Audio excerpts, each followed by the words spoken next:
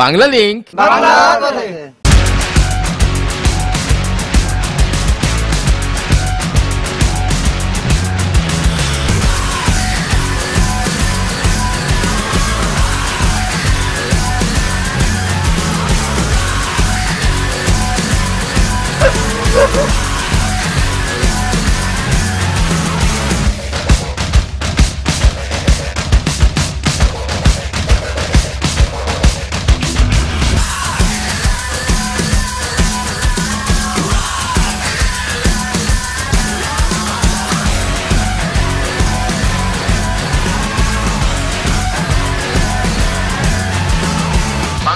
বাংলার পথে।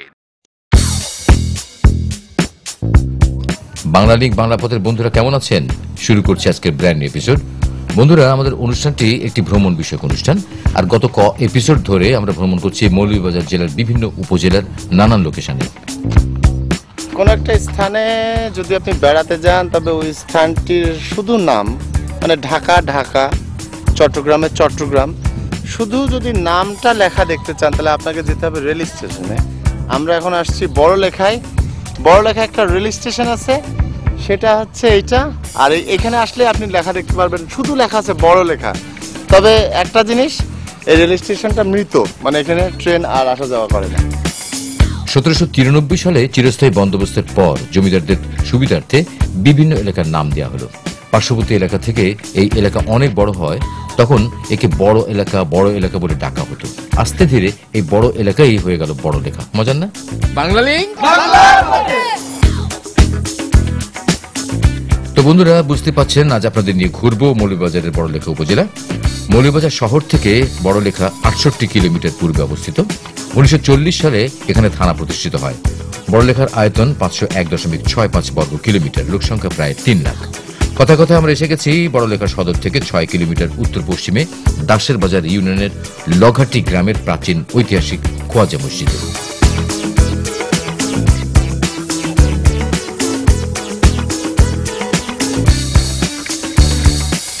আপনারা যে মসজিদটা দেখছেন, এটাই সে প্রাচীন খোয়াজা মসজিদ, খোজার মসজিদ। এই খোজার মসজিদটার দেওয়ালটা দেখেন অনেক চড়া, মানে এই পার্টটা হচ্ছে সে প্রাচীন মসজিদটা। বাইরে যেটুকু আছে সেটা পরবর্তীতে মানুষের জন্য একটু বড় করা হয়েছে, তবে প্রাচীন পার্টটা খুব সুন্দর, এখনো আছে সে আগের মতো।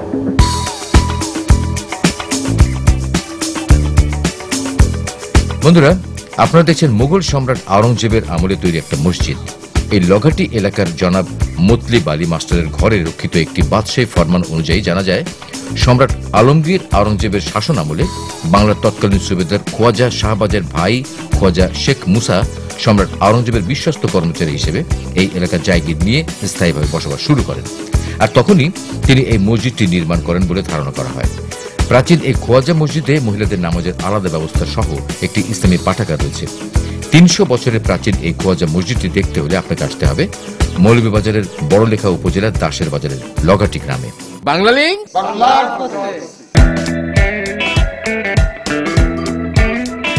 তো বন্ধুরা, দাসের বাজারে যখন এসেই গেছি, তখন চলুন দাসের বাজার থেকে ঘুরে আসি।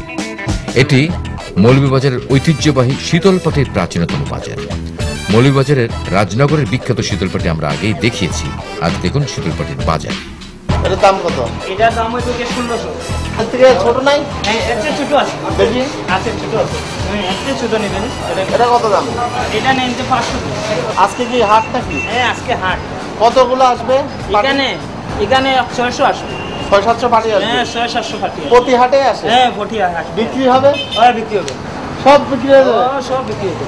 ও আসবো সিলেটে। হ্যাঁ, সিলেটে আসবে তো নিব। আচ্ছা, সিলেট থেকে সব এসে নিবে? হ্যাঁ, সব আসবে। বাহ, কেউ রবে না। আপনারা যদি শীতলপাটি কিনতে চান, তাহলে এই বাজারের নাম হচ্ছে দাসের বাজার। দাসের বাজারে আসবেন। দাসের বাজারে হচ্ছে মৌলভীবাজারের শীতলপাটির একমাত্র বাজার, বিখ্যাত বাজার। 500 টাকা থেকে শুরু করে 50,000 টাকা মূল্যে শীতলপাটি পাওয়া যায় এই বাজারে। বড়লেখার দাসের বাজার ছাড়াও রাজনগরের বিলবাড়িয়াতে শীতলপাটির বাজার বসে। এটার দাম কত? এটার দাম 22,000 টাকা। ধর মিয়া, 22,000 নি? হ্যাঁ, 22,000। আরে গীতা কয় রে বাংলা লিংক।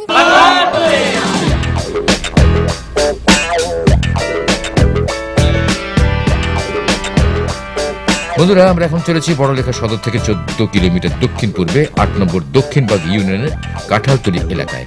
তো যেতে পথে জানিয়ে দিই গত পর্বের কুইজের উত্তর বিজয়ের নাম।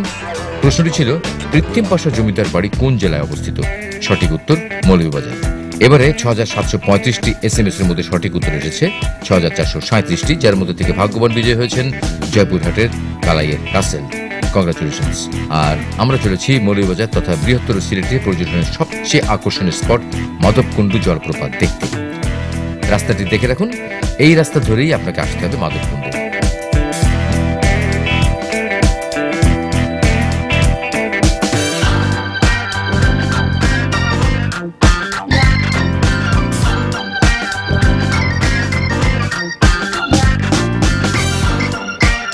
মৌলভীবাজার বা সিলেটে যারা আসবেন তারা অনায়াসেই ঘুরে যেতে পারেন প্রকৃতির এই আশ্চর্য লীলা থেকে। মৌলভীবাজার ও সিলেট শহর থেকে মাধবকুণ্ড আসার নিয়মিত বাস সার্ভিস আছে। ভাড়া 70 থেকে 80 টাকার মতো, সময় লাগবে 2.5-3 ঘন্টা। সিএনজি ভাড়া করেও আসতে পারেন, আর মাইক্রোবাস ভাড়া নিয়ে তো কথাই নেই। তাছাড়া বড়লেখা থেকে 300 টাকায় সিএনজি ভাড়া নিয়ে 3-4 ঘন্টা ধরে ঘুরে আসতে পারবেন মাধবকুণ্ড। আর আমরা এসে গেছি মাধবকুণ্ড ইকো পার্কের গেটে। বাংলালিংক বন্ধুরা, এই যে জমজমাট একটি লোকালয় দেখছেন, এই কয়েক বছর আগেও মাধবকুণ্ড ইকো পার্কের গেটের বাইরে তেমন কিছুই ছিল না। বর্তমানে এখানে রেস্টুরেন্ট, সুবিনের শপ সহ অনেক দোকানপাট, এমনকি জেলা পরিষদের রেস্ট হাউসে কর্তৃপক্ষের অনুমতি নিয়ে আপনি থাকতেও পারবেন। 1999 সালে মাধবকুণ্ডকে ইকো পার্ক ঘোষণা করা হয়, আর এই ইকো পার্কে প্রবেশ করতে আপনাকে 10 টাকার টিকিট নিতে হবে। তো চলুন ঘুরে আসি মাধবকুণ্ড ইকো পার্কের ভেতর থেকে।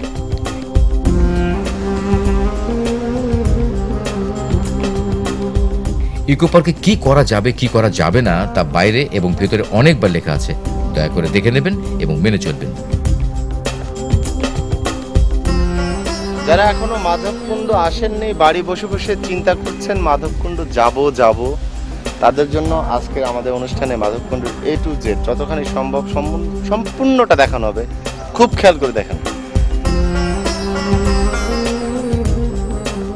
এই ইকো পার্কে অনেক কিছু দেখার আছে। তার মধ্যে প্রথমেই যেটি চোখে পড়বে তা হলো খাসিয়াপুঞ্জি। আদিবাসী খাসিয়ারা যেসব পাহাড়ি এলাকায় বসবাস করে সেসব পাহাড়ি গ্রামগুলোকে পুঞ্জি বলা হয়।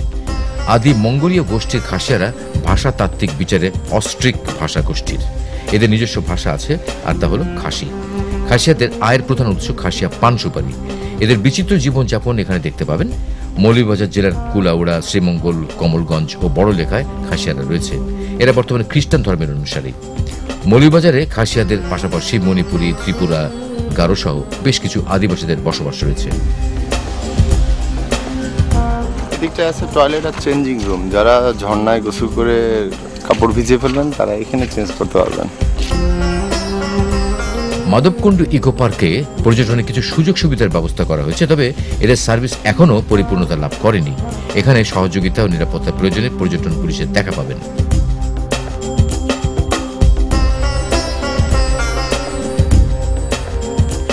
পর্যটন রেস্তোরাঁ ছাড়িয়ে আরেকটু সামনে এগুলি হাতের বামে পড়বে 1867 সালে নির্মিত মাধবকুণ্ড শিব মন্দির।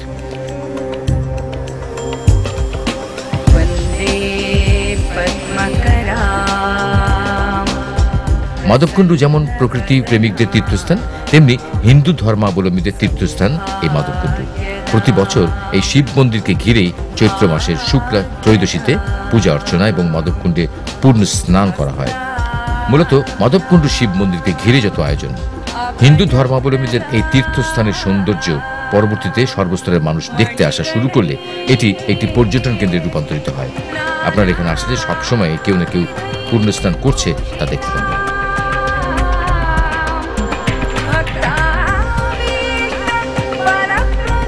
সেই ছোটবেলা থেকে মাধবকুণ্ড জলপ্রপাত দেখার একটা বড় ইচ্ছা ছিল, আজকে পূরণ হলো। ওই দেখেন জলপ্রপাত। যদিও এখন বসন্তকাল, বৃষ্টি বাদলা নাই, জলপ্রপাতটা খুব ছোট, পাতলা, চিকন। তবে যখন বৃষ্টি শুরু হবে তবে এটা অনেক বড় হবে, অনেক সুন্দর হবে। চলুন বন্ধুরা, এবার সরাসরি চলে যায় মাধবকুণ্ড জলপ্রপাতের সামনে। মাধবকুণ্ড ইকো পার্কের গেট থেকে মাধবকুণ্ড জলপ্রপাত প্রায় 1 কিলোমিটার দূরে। এই সামান্য হাঁটার কষ্ট সহ্য করলেই আপনারা দেখতে পাবেন প্রকৃতির এক দারুণ ব্যঞ্জনা। পাথারিয়া পাহাড়ে প্রায় 200 ফিট উপর থেকে গড়িয়ে পড়া মাধবকুণ্ড জলপ্রপাত। বাংলাদেশের যতগুলো পর্যটন আকর্ষণ আছে তার মধ্যে এটি অন্যতম একটি। বন্ধুরা, আপনারা এখন মৌলভীবাজারের বড়লেখা উপজেলার 14 কিলোমিটার দক্ষিণ পূর্বে কাঁঠালতলীর মাধবকুণ্ডু জলপ্রপাতের সামনে। এই জলপ্রপাতের বাকি অংশ দেখতে পাবেন বিরতির পরে। বাংলা লিংক বাংলার পথে, বাংলা লিংক বাংলার পথে। বিরতির পর আবারও স্বাগতম বাংলা লিংক বাংলার পথে। বন্ধুরা, আপনারা আছেন মৌলভীবাজারের বড়লেখায়, দেখছেন বাংলাদেশের পর্যটন আকর্ষণের অন্যতম মাধবকুণ্ডু জলপ্রপাত। মাধবকুণ্ডু আসলে হিন্দু ধর্মাবলম্বীদের একটি তীর্থস্থান, যা বর্তমানে ভ্রমণ পিপাসুদেরও একটি অন্যতম তীর্থস্থান। একটি পর্যটন স্পট তখনই আরো আকর্ষণীয় হয়ে ওঠে যখন আপনি তার সাথে খেলা করতে পারেন, ছবি তুলতে পারেন। তো আপনারা খেলা করতে থাকুন, আর আমরা জানিয়ে দিই মাধবকুণ্ডের ইতিহাস। অনেক দিন আগের কথা। শ্রীহট্টের রাজা গঙ্গাধ্বজ ওরফে গোবর্ধন এই পাথারিয়া পাহাড়ে একটি বিশ্রামাগার তৈরি শুরু করলে সেখানে ধ্যানে মগ্ন অবস্থায় মাটির নিচে একজন সন্ন্যাসীকে দেখতে পান। তখন রাজা সন্ন্যাসীর পায়ে পুজো এবং তাকে ভক্তি করা শুরু করেন। সন্ন্যাসী খুশি হয়ে রাজাকে নানা উপদেশও এই কুণ্ডে মানে জলপ্রপাতের নিচে যেখানে পানি জমে আছে সেখানে ত্রয়োদশী তিথিতে মধুকৃষ্ণ বিসর্জন দিতে বলেন। মধুকৃষ্ণ বিসর্জনের পর 3 বার মাধব মাধব মাধব বলে দৈববাণী হয়। সেই থেকে এই কুণ্ডের নাম হয়ে যায় মাধবকুণ্ড। আবার কেউ কেউ বলেন মহাদেব বা শিবের পূর্ব নাম মাধব, তার নামেই এই কুণ্ডের নাম রাখা হয়েছে মাধবকুণ্ড। মাধবকুণ্ডে যারা বেড়াতে আসবেন এবং তাদের মধ্যে যারা ক্যামেরা নিয়ে আসবেন না, তারা মাধবকুণ্ডে আসলে ক্যামেরা ভাড়া নিতে পারবেন। 200 টাকা লাগে না ক্যামেরা। এই মানুষটাকে আপনারা দেখতে পাবেন যিনি ক্যামেরা ভাড়া দেয় এবং সবসময় মাধবকুণ্ডতে থাকে দিনের বেলা। 11 বছর ধরে উনি মাধবকুণ্ডতে থাকেন, সকাল থেকে সন্ধ্যা পর্যন্ত। রাতে তো থাকেন না। আমরা জানি মাধবকুণ্ডে মানুষ মারা যায়, উপর থেকে পড়ে কিভাবে মানে এদিক দিয়ে উপরে যায়, ওই উপরে যে পিছলা আছে ওখান থেকে পিছলায় পানিতে পড়ে। ভিতরে কি বাড়ি টাড়ি খায় ওই দেওয়ালে? যখন উপর থেকে মানুষ পড়ে পানিতে পড়ে তখন ওরা যায় কোথায়? এই পানির নিচে দিয়ে চলে যায়। ওই ভিতরে কতখানি জায়গা আছে? এখানে প্রায় 80 ফুটের উপরে আছে ভিতরে, মানে এই পাথরের নিচে চলে যায়, নিচে দিয়ে 80 ফুটের উপরে যায়, ওখানে যায় আটকা যায়। তখন আর তাদেরকে বের করে কিভাবে? এইভাবে ডুবুরিয়ে গিয়ে আনে। আপনি কখনো নামছেন এই পানির তলায় গেছেন? পানিতে আমরা এই বাঁশ দুইটা বাঁশ জুড়া দিয়ে যাচ্ছি যে কতক্ষণ গভীর আছে, এখানে কোনো টুল পাইছিলাম। মানে বাস যাইতে থাকে তো যাইতেই থাকে, এটা কোনো কুল বিলছে। তার মানে আপনি কি বলতে চাচ্ছেন যে উপরে গেলে পারে যেন পিছলা টিছলা ওই জায়গায় না যায় মানুষ? এখানে না যাওয়ার জন্য নিষেধ দিয়ে দিচ্ছে সরকারি ভাবে, সাইনবোর্ড সাইডে দিয়ে আছে, কিন্তু এটা পাবলিকে মানে না, কেউ কথা শুনে না। কেউ কথা শুনে না, উঠিয়ে এই 30 টাকায় করা যায়। বাংলা লিংক।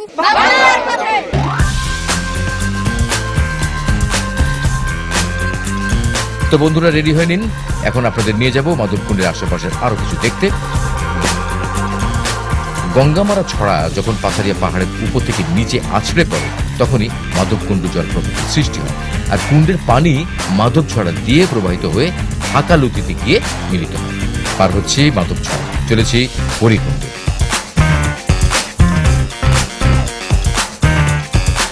যেতে পথে জানিয়ে দিয়ে আমাদের যোগাযোগের মাধ্যম। SMS করুন 01911624736। আমি আবার বলছি 01911624736 এই নম্বরে। যারা ইমেল করতে চান তারা tinku@gmail.com এই অ্যাড্রেসটি ব্যবহার করতে পারেন। মাধবকুণ্ড যারা বেড়াতে আসেন তারা মাধবকুণ্ডকে নিয়েই ব্যস্ত থাকেন। মাধবকুণ্ড ঠিক পাশে এই সামান্য দেখলেন তো আসলাম, দারুণ রাস্তা, পাথরের উপর দিয়ে আসলাম। এই ঝর্ণাটার নাম হচ্ছে পরিকুণ্ড। রাজা গোবর্ধনের খুঁজে পাওয়া সন্ন্যাসীর সাথে একজন সন্ন্যাসিনী ছিলেন, তার নাম ছিল পরী। সেই সন্ন্যাসিনী পরীর নামেই এই ঝর্ণার নামকরণ হয়েছে পরিকুণ্ড। বর্ষায় 175 ফুট উঁচু থেকে গড়িয়ে পড়া পরিকুণ্ড ঝর্ণাটি দেখতে অপরূপ। মাধবকুণ্ড দেখতে এলে এই পরিকুণ্ড ঘুরে যেতে পারেন। বাংলা লিংক বাংলার পথে। হ্যাঁ, এবারে চলুন পাহাড় বাইক, পাথারিয়া পাহাড়।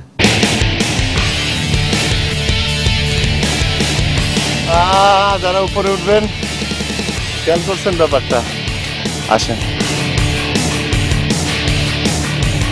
বন্ধুরা, দেখে রাখুন, যারা মাধবকুণ্ডে এসে পাথারিয়া পাহাড়ে উঠবেন তারা এইভাবেই এই খাড়া দেয়াল পার হয়ে উপরে উঠবেন। খুব সাবধানতা অবলম্বন করার জন্য বলা হচ্ছে, কিন্তু কারণ এখানে কোনো ধরনের দুর্ঘটনা হলে বাঁচানোর কিন্তু মানুষ নেই।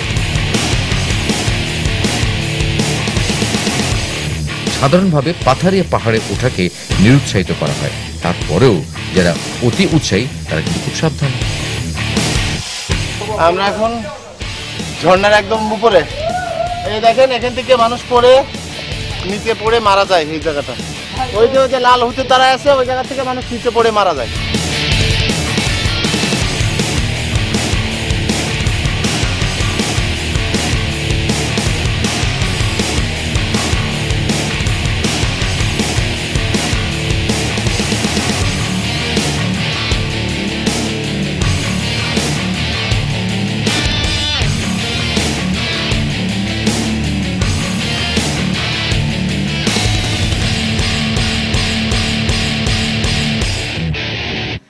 বন্ধুরা, আপনারা এখন আছেন পাথারে পাহাড়ের চূড়ায়, মানে মাধবকুণ্ড জলপ্রপাতের উপরে।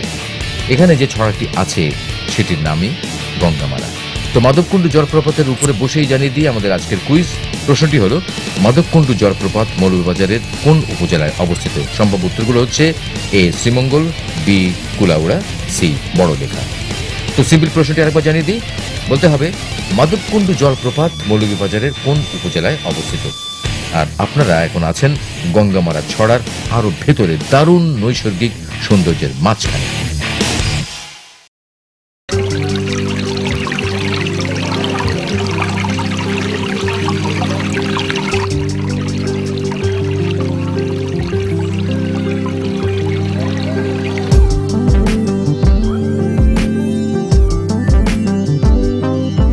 এক দারুণ জায়গা। মাধবকুণ্ডে বেড়াতে আসা খুব কম মানুষই এখানে এসেছেন। গঙ্গামারা ছড়া ধরে হাঁটলেই এমন সৌন্দর্য দেখতে পাবেন। এই পথে 10 কিলোমিটার গেলেই ভারতের সীমান্ত। তো বন্ধুরা, একে একে জানিয়ে দিই মাধবকুণ্ডে বেড়াতে এলে আপনারা কি কি দেখতে পাবেন। প্রথমে দেখবেন খাসিয়াপুঞ্জি, তারপর শিব মন্দির। শিব মন্দির পেরোলেই জলপ্রপাত। জলপ্রপাতে মজা করতে করতে দেখতে পাবেন প্রাকৃতিক ভাবে তৈরি গুহা, যাকে স্থানীয়রা কাপ বলে। এরপর মাধবছড়া পার হয়ে চলে যাবেন পরিকুণ্ডে। পরিকুণ্ড থেকে পাথারিয়া পাহাড় বেয়ে উপরে উঠলে দেখতে পাবেন এই গঙ্গামারা ছড়াটি। তবে একটা কথা বলে রাখি, মাধবকুণ্ড ইকো পার্কটিতে বেড়ানোর সময় খুবই সাবধানতা ও সতর্কতা অবলম্বন করবেন। আপনার এক মুহূর্তের বেখেয়ালিপনা বড় দুর্ঘটনার কারণ হতে পারে। তো বন্ধুরা, মৌলভীবাজারের বড়লেখা উপজেলার মাধবকুণ্ডের এই গঙ্গামারা ছড়াতে বসেই শেষ হয়ে যাবে আমাদের আজকের বাংলা লিঙ্ক বাংলা পথের মাধবকুণ্ড অভিযান। আমাদের অনুষ্ঠান কেমন লাগছে জানাতে SMS ও ইমেল করুন। আপনাদের মতামত আমাদের চলার পথে শক্তি। দেখা হবে আগামী পর্বে মৌলভীবাজারের দারুণ দারুণ লোকেশনে। সাথে থাকার আমন্ত্রণ রইল। ভালো থাকবেন। বাংলা লিঙ্ক।